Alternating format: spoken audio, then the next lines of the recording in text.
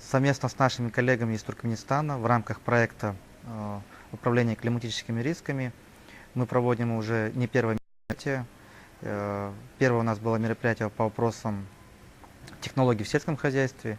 Сейчас у нас мероприятие связано по усилению сотрудничества Казгидрометслужбы с гидрометслужбами Туркменистана. Мы также хотим сотрудничать с Туркменистаном в этих вопросах.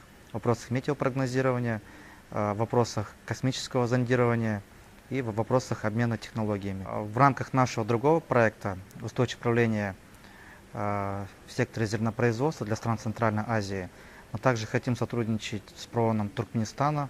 Очень важный момент, как вот сегодняшние наши участники отметили, что вопрос зернопроизводства актуален не только для Казахстана, как крупной державы в производстве зерна, но также и для Туркменистана.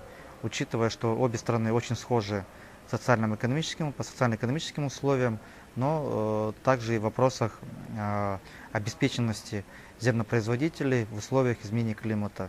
Очень важный аспект, и текущая ситуация показывает, что в плане климата Казахстан, так же как и Туркменистан, подвержены вот этим новым воздействиям.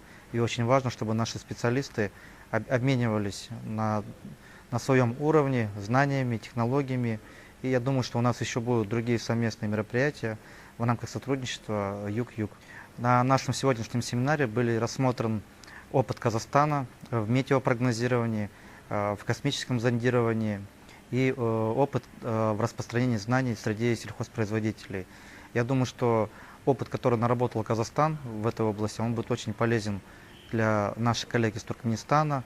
И сегодняшнее мероприятие – это первая совместная такая ознакомительная встреча, где мы можем, во-первых, установить контакты, во-вторых, найти точки соприкосновения. И я думаю, что в последующем мы уже выработаем более конкретный план мероприятий, чтобы совместно наши агрометеослужбы и службы космического зондирования, чтобы они совместно уже на своем уровне, экспертном уровне, начали сотрудничать и получать первые результаты.